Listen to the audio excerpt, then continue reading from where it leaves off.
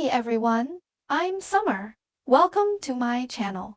Today I will share the design process of this mediator character. This picture is a simple description of the requirements for this role. I carried out a visual design based on the description of this role. This is also the design process in my work.